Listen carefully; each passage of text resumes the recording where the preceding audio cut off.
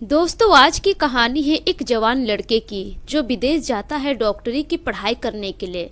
कुछ सालों के बाद उसकी पढ़ाई पूरी हो जाती है और वो इंडिया वापस लौटता है। अब जैसे वो एयरपोर्ट पर पहुंचता है उसे बहुत तेज भूख लग जाती है। वो लड़का जाता है एक होटल में खाना खाने के लिए। जैसे ही वो होटल के अंदर जाता है उसकी नज़र पड़ जाती है एक बुजुर्ग महिला पर। उस महिला को देखकर वो एकदम से दंग रह जाता है और ऐसा लग रहा था कि जैसे उस बुढ़िया को वो जानता हो। एकदम बूढ़ी हो चुकी थी और वो फर्श को पोछा लगा रही थी। धीरे धीरे करके वो लड़का चला जाता है उस बुजुर्ग महिला के पास। जाकर देखता है तो उसे लगता है कि ये उसकी शायद दादी है। बूढ़ी हाथ थी, चेहरे पे झुर्रियाँ आ गई थी। अब अचानक से पीछे से दादी कहता है तो वो बूढ़ी पीछे मुड़कर देखती है। उसी वक्त वो खड़े हो जाती है, पोछा हाथ से फेंक देती है और जाकर उस लड़के के गले लग जाती है। दोस्तों, वो लड़का कोई और नहीं होता है बल्कि उस बूढ़ी का ही पोता होता है। आखिर वो बूढ़ी वहाँ पर पहुँची कैसे थी और वहाँ पर वो इस तरह से काम क्यों कर रही थी। बहुत ही शानदार कहानी है। इस कहानी को जानने के बाद आपको पता चलेगा कि जीवन की हकीकत क्या है और इस दुनिया में हो क्या रहा है। तो आइए जानते हैं पूरी कहानी इस वीडियो में। पर वीडियो में आगे बढ़ने से पहले आप सभी से एक ही रिक्वेस्ट है कि वीडियो को लाइक कर दीजिए और चैनल को भी सब्सक्राइब कर दीजिए ताकि मेरा हौसला बढ़ता रहे। दोस्तों, मेरा नाम है तबस्सुम खातून और आप सभी का मेरे चैनल पर स्वागत है। आज की कहानी की शुरुआत होती है बिहार के मुजफ्फरपुर जिले से। मुजफ्फरपुर में ही एक परिवार रहा करते थे जिस परिवार में ओम प्रकाश जी थे और उनकी पत्नी थी शारदा जी। उनका एक बेटा भी था जिसका नाम था विकास और बहू थी, उसका नाम था पूनम। बहुत ही अच्छा परिवार था। उन दोनों के एक पोता भी थे जिसका नाम था आकाश। बहुत ही अच्छा परिवार था। घर में किसी चीज़ की कोई कमी नहीं थी। सुख शांति के साथ सभी लोग अपना जीवन बिता रहे थे। इसी तरह से कुछ वक्त गुजरता है। धीरे धीरे करके जो ओम प्रकाश थे और उनकी पत्नी थी शारदा जी, वो बूढ़े होते ही चले जा रहे थे क्योंकि उम्र काफ़ी हो गई थी। इधर जो उनका पोता था वो भी बड़ा हो गया था। अब वो इधर स्कूल की पढ़ाई करने के बाद उसके माता पिता उसको भेज देते हैं विदेश डॉक्टरी की पढ़ाई करने के लिए। आकाश चला जाता है विदेश पढ़ाई करने के लिए। इधर उसके दादा दादी माता पिता घर पर ही रह जाते हैं। अब इसी तरह से धीरे धीरे वक्त गुजरता है। लेकिन जैसे ही वक्त गुजरता है उसके बाद जो पूनम थी शारदा जी की बहू, वो अपना रवैया दिखाना शुरू कर देती है। ना तो वो सास ससुर का अच्छे से ख्याल रखती, ना ही अच्छे ढंग से बातचीत करती और ना ही उन दोनों की वो सेवा किया करती। उधर वो दोनों बुजुर्ग हो गए थे, कामकाज नहीं कर पाते थे। हर रोज किसी न किसी तकलीफ से वो लोग गुजरते थे। कभी कुछ बीमारी हो जाती तो कभी कुछ बीमारी हो जाती। इस वजह से दोनों मियाँ बीवी हमेशा परेशान रहा करते थे। ऐसे में बेटे बहू का फर्ज बनता है कि सास ससुर की सेवा करे, बेटा माँ बाप की सेवा करे। लेकिन ऐसा कुछ नहीं होता है। पूनम अपने फैशन में मगन रहती, वो अपने सुख सुविधाओं में ही मगन रहती। सास ससुर को ना तो वक्त पर वो खाना देती और खाना देती भी तो बासी खाना देती जिसे सूंघने से ही महक आती थी। इस तरह का खाना वो दिया करती थी। उसके बाद भी शारदा जी और उसके पति ओम प्रकाश जी किसी से कोई शिकायत नहीं किया करते थे। लेकिन आजू बाजू के जो लोग थे धीरे धीरे सबको भनक लग जाती है कि इनके जो बेटे और बहू है माता पिता के साथ कैसा व्यवहार करते हैं। जब इस तरह का बर्ताव बेटे और बहू करने लगते हैं तो शारदा जी और ओम प्रकाश जी अपने पोते को याद करने लगते हैं। क्योंकि जो आकाश था जब वो घर पे रहता था तो वो अपने पॉकेट मनी से अपने दादा दादी के लिए खाने पीने की सामान लेकर आता, फल लेकर आता और जब दोनों की तबीयत खराब हो जाती तो अपने ही पैसे से वो दवाइयाँ भी लेकर आता। दादा दादी के साथ बैठता, उनसे पुरानी किस्से सुनता, कहानी सुनता, खूब सेवा करता, पैर दबा देता और हंसी मजाक किया करता। कभी भी किसी चीज की दिक्कत होती वो तुरंत आ जाता दादा दादी के पास और दादा दादी की मदद किया करता। अब यह सब सोचकर दोनों मियाँ बीवी कमरे में रोते और अपने पोते को बहुत याद करते। जब भी आकाश फोन करता अपने मम्मी पापा को तो वो कहता कि दादा दादी से बात करवाओ, लेकिन उसके माता पिता बहाना बना देते कि घर पे नहीं है, इधर गए हैं, उधर गए हैं, पड़ोस में गए हैं। हमेशा ऐसा ही करता। इधर दादा दादी पोते से बात करने के लिए एकदम से बेचैन हो जाते, लेकिन वो लोग कभी भी पोते से बात नहीं करवाते। अब इसी तरह से वक्त गुजरता है, उन दोनों की तबीयत दिन पर दिन खराब हो जाती है खाए बिना, और बेटे बहू के रवैये से तो और भी ज्यादा वो लोग परेशान हो जाते हैं। उन दोनों को दिल पर यह बात चुभती थी। एक दिन की बात है कि सुबह सुबह के वक्त ओम प्रकाश जी की तबीयत बहुत ज्यादा खराब हो जाती है। उनकी धड़कनें जोरों से धड़कने लगती है। अब उसी वक्त शारदा जी जाती है अपने बेटे के पास और बेटे से कहती है कि बेटा, तुम्हारे पापा की तबीयत बहुत खराब है, इन्हें तुरंत हॉस्पिटल ले जाना होगा वरना अनर्थ हो जाएगा। अब जो उनका बेटा होता है विकास, वो कहता है कि माँ, क्या मुझे अब यही काम बचा है? मैं अपना काम ना करूं, ऑफिस का काम सब छोड़ दूं, आप दोनों के पीछे ही पड़ा रहूं? आपको जो करना है आप अकेले कर लीजिए, मैं ये सब अब नहीं झेलने वाला। इतना कहकर वो घर से बाहर निकल जाता है। बेटे के इस बर्ताव और इस रवैये से उनको बहुत बुरा लगता है। कमरे में चली जाती है और अपने पति के साथ बैठकर फूट फूट कर रोती है। लेकिन किसी तरह से वो हिम्मत जुटाती है और अपने पति से कहती है कि आप फिक्र मत कीजिए, मैं हूं आपके साथ, मैं आपको लेकर जाऊंगी हॉस्पिटल। उसके बाद वो अपने आंचल में कुछ पैसे रखी हुई थी, काफी दिनों से वो संजो कर रखी हुई थी, उसी पैसे को निकालती है। उसके बाद किसी तरह अपने पति का हाथ थामती है, घर से बाहर निकलती है, एक ऑटो बुलाती है। ऑटो बुलाकर अपने पति के साथ चली जाती है हॉस्पिटल। हॉस्पिटल ले जाने के बाद उनका ट्रीटमेंट वगैरह होता है। लगभग 2 से 3 घंटे के बाद वो लोग घर की तरफ लौटते हैं। लेकिन जैसे ही घर की तरफ लौटते हैं, बारिश बहुत तेज होने लगती है। धीरे धीरे शाम हो चुकी थी। अब दोनों मियाँ बीवी भीग जाते हैं और भीगते हुए ही एक दूसरे का हाथ थामे घर पहुंचते हैं। उसी वक्त जो विकास था वो ऑफिस से घर आता है, देखता है कि माँ बाप इस तरह से भीगे हुए हैं और हाथ पे हाथ धरे चल रहे हैं। विकास बहुत गुस्सा करता है और अपनी माँ से कहता है कि इस उम्र में भी आप लोगों को ये सब सूझता है? आप इस तरह से बारिश में भीग क्यों रहे हैं और आप दोनों कहाँ घूम रहे हैं बारिश में? ऐसा कहकर वो अपनी माँ को डांटता है तो उसकी माँ कहती है कि बेटा, यह काम तो तुम्हें करना चाहिए था। मैं तो सुबह ही तुमसे बोली कि तुम्हारे पापा की तबीयत बहुत खराब है, हॉस्पिटल ले चलो, लेकिन तुम तो ले नहीं गए। अब इसी वजह से मुझे लेकर जाना पड़ा। हॉस्पिटल से जब आ रहे थे तो रास्ते में बारिश होने लगी, इसी वजह से हम दोनों भीग गए और तुम्हारे पापा का हाथ पकड़ना पड़ा। ये तो ढंग से चल भी नहीं पा रहे हैं, तबीयत इतनी ज्यादा खराब है, अगर गिर जाते तो क्या होता, इसी वजह से मैं इनका हाथ पकड़ी हूँ। विकास इतना सुनता है अपनी माँ के मुंह से, उसके बाद गुस्से से चला जाता है अंदर। इधर उसके माँ पापा चले जाते हैं कमरे में बैठकर फिर से अपने पोते को याद कर कर रोने लगते हैं। दोनों आपस में बातचीत करने लगते हैं कि बस यही दिन देखने के लिए हम दोनों अब तक जिंदा है। एक ही बेटा था, इतने अच्छे से पढ़ाया लिखाया, हर जरूरत इसकी पूरी की। सोचा था कि जब ये बड़ा होगा हम दोनों बुढ़ापे की ओर चलेंगे तो ये हमारी मदद करेगा, हमारा सहारा बनेगा, हमारी खूब सेवा करेगा। लेकिन देखो आज हो क्या रहा है। इस तरह से दोनों मियाँ बीवी बात करके फूट फूट कर वहीं पर रोने लगते हैं। उन दोनों की रोने की आवाज़ बेटे और बहू भी सुनते हैं, लेकिन एक बार भी वो दोनों नहीं जाते हैं कमरे में देखने के लिए कि आखिर वो दोनों रो क्यों रहे हैं, बात क्या है। अब इसी तरह से धीरे धीरे रात का वक्त हो जाता है। दोनों मियाँ बीवी अपने कमरे में सो जाते हैं, ओम प्रकाश जी और शारदा जी। इधर जो विकास था अपनी बीवी पूनम के साथ बैठकर बातचीत कर रहा था। तभी पूनम कहती है कि अगर ऐसा चलते रहा तो कैसे चलेगा। आस पड़ोस के लोग अब ताना देना शुरू कर दिए हैं कि तुम अपनी सास का ख्याल नहीं रखती हो, उनकी सेवा नहीं करती हो, वक्त पर खाना नहीं देती हो, बासी खाना दे देती हो। इस तरह से पड़ोस वाले अब चर्चा कर रहे हैं। आजू बाजू की औरतें बहुत बातें बना रही है, कुछ तो करना पड़ेगा। विकास कहता है कि तुम टेंशन मत लो, मैं सोच चुका हूँ कि मुझे क्या करना है, कल ही इन दोनों का मैं इंतजाम कर देता हूँ। अब इसी तरह धीरे धीरे अगला दिन निकल आता है। जब अगला दिन निकलता है तो विकास जाता है अपने माँ बाप के कमरे में और कहता है कि मम्मी पापा, आप दोनों की तबीयत हमेशा खराब रहती है, एक काम कीजिए, चलिए मैं आप दोनों को डॉक्टर से दिखा देता हूँ, अच्छे से ट्रीटमेंट होगा, दवाइयाँ मिलेगी, दवाई वगैरह खाइएगा तो सही हो जाएगा सब। इसके लिए आप दोनों कुछ कपड़े रख लीजिए क्योंकि वहाँ पर 2-3 दिन रहना होगा। अब जब यह बात शारदा जी सुनती है तो कहीं ना कहीं उनको अच्छा लगता है और वो ये सोचने लगती है कि शायद मेरा बेटा का मन अब बदल गया है, इसको अपनी गलती का एहसास हो गया है। अब वो भी खुशी खुशी एक कैरी बैग में 2 सेट अपने पति का कपड़ा रखती है और 2 सेट अपना कपड़ा रखती है। अब जो विकास होता है अपने माँ बाप को ले जाता है रेलवे स्टेशन, ट्रेन में बैठता है, दिल्ली जाने वाली ट्रेन में। अब वहाँ से वो लोग पहुँच जाते हैं दिल्ली। दिल्ली पहुंचने के बाद एक बहुत से बड़े सरकारी हॉस्पिटल के पास वो लोग उतरते हैं। वहाँ पर एक बहुत बड़ा बरगद का पेड़ था, वहीं पर अपने माता पिता को बैठा देते हैं। उसके बाद विकास कहता है कि आप दोनों यहीं पर बैठिए, मैं जाता हूँ अंदर, डॉक्टर से मिल कर आता हूँ, उसके बाद आप दोनों को ले जाऊँगा। उसके बाद जो विकास था वो चला जाता है। उधर से वह दूसरे गेट से बाहर निकलता है और अपने घर की ओर लौट जाता है।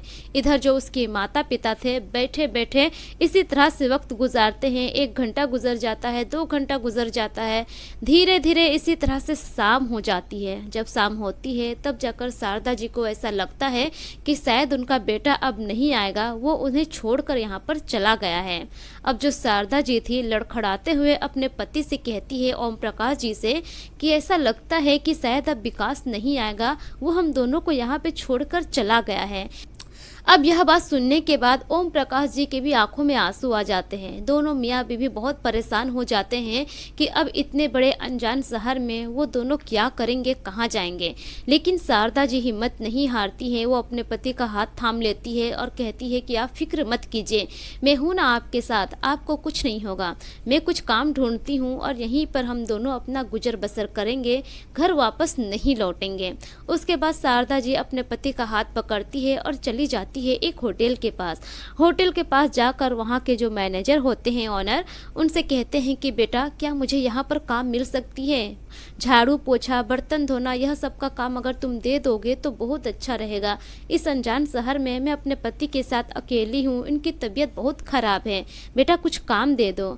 अब जो होटल के ओनर थे वो भी बहुत दयालु थे, वो कहते हैं कि ठीक है अम्मा जी, आप यहाँ पर काम कर सकते हैं, कोई दिक्कत नहीं है।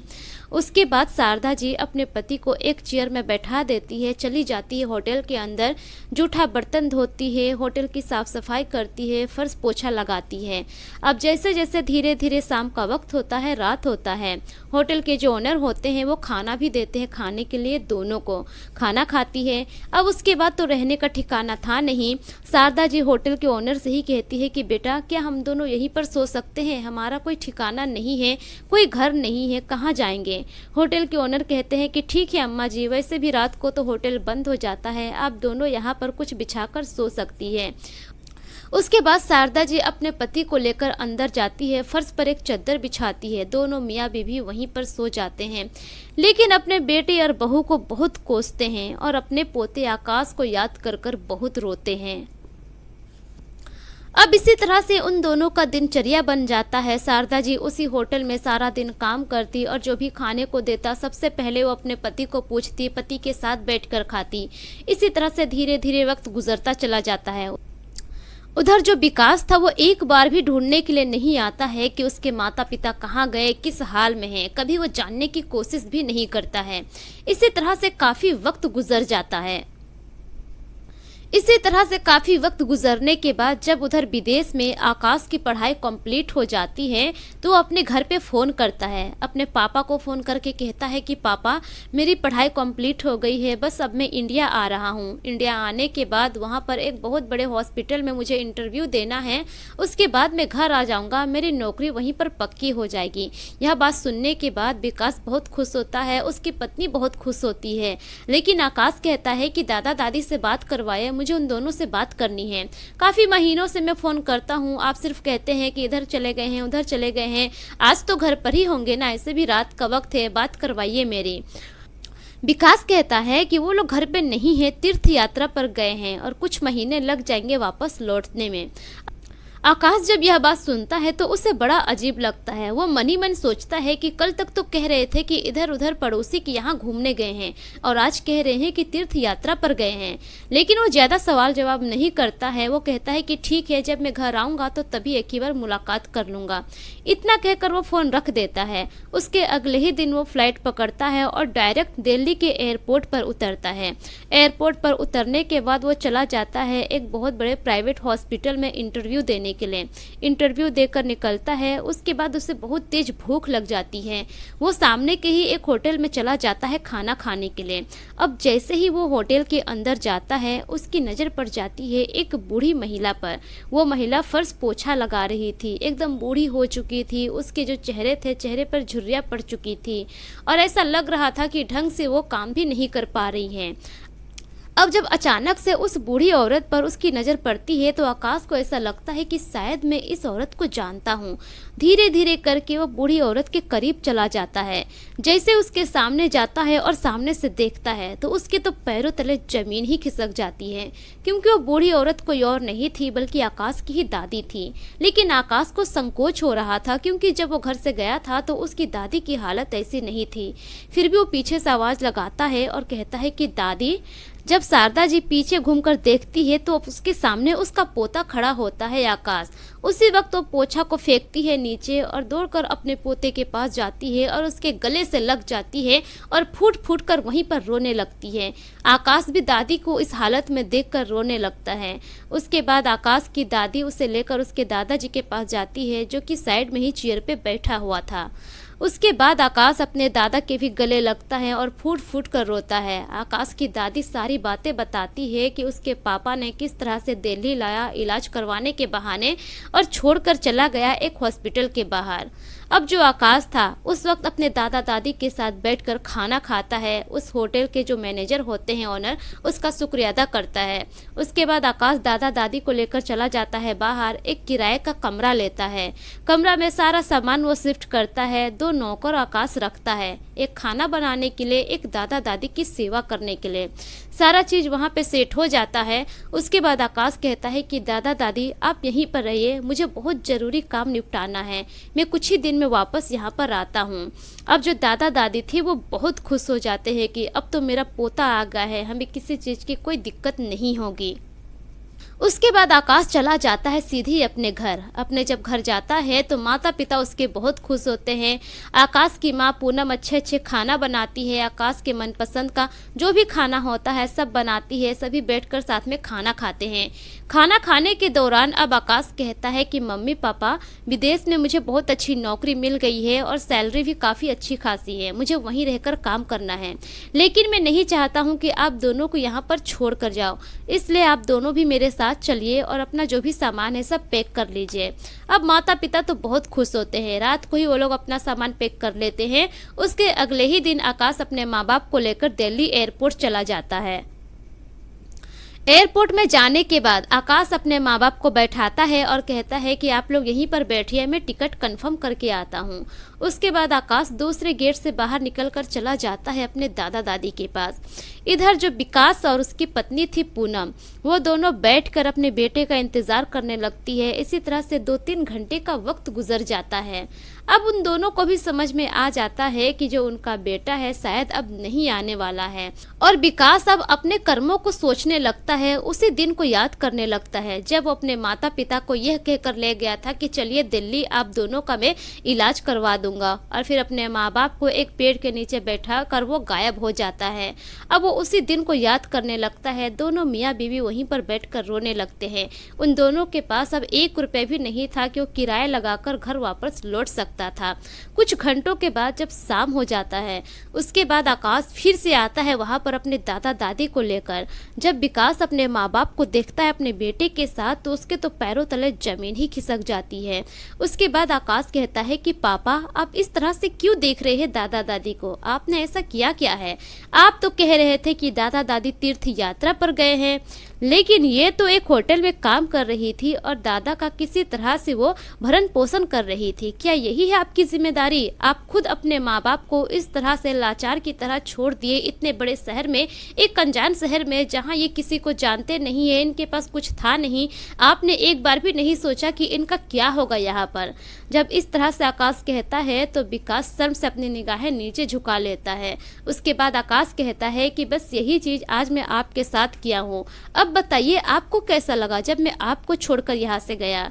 अब उसी वक्त विकास अपने बेटे से माफ़ी मांगता है और अपने माता पिता से माफ़ी मांगता है। कहता है कि माफ़ कर दीजिए मुझसे बहुत बड़ी गलती हो गई। उधर जो आकाश की माँ थी पूनम, वो तो अपने सास ससुर के पैर पड़ लेती है और कहती है कि बाबूजी, माँ जी, मुझे माफ़ कर दीजिए, मुझसे बहुत बड़ी गलती हो गई, मैं अहंकार में आ गई थी। आज जब खुद के साथ ऐसा हुआ तब समझ में आया कि हमने कितनी बड़ी गलती की है। अब जो ओम प्रकाश जी थे और शारदा जी थे वो लोग बहुत दयालु थे। आखिर माँ बाप तो माँ बाप ही होते हैं, बच्चे के साथ ज़्यादा दिन तक नाराज़गी नहीं रख सकते हैं। वो दोनों बेटे बहू को माफ़ कर देते हैं। उसके बाद आकाश चारों को लेकर जाता है फिर से अपने गांव, और फिर से सभी परिवार एक हो जाते हैं और हंसी खुशी ज़िंदगी गुजारने लगते हैं। तो दोस्तों ये रही पूरी कहानी आप लोगों के सामने। यह कहानी आप लोगों को कैसी लगी अपने अपनी राय कमेंट सेक्शन में ज़रूर दीजिए। और आकाश ने अपने माँ बाप को सबक सिखाने के लिए जो कुछ भी किया, क्या उसने सही किया या गलत किया, ये भी कमेंट सेक्शन में ज़रूर बताएं। यह एक सच्ची घटना से प्रेरित काल्पनिक कहानी है। इस कहानी के सभी पात्र के नाम बदल दिए गए हैं। मेरा मकसद किसी के भी भावनाओं को ठेस पहुँचाना नहीं है। मिलेंगे फिर एक नई कहानी के साथ, तब तक के लिए शुक्रिया। जय हिंद।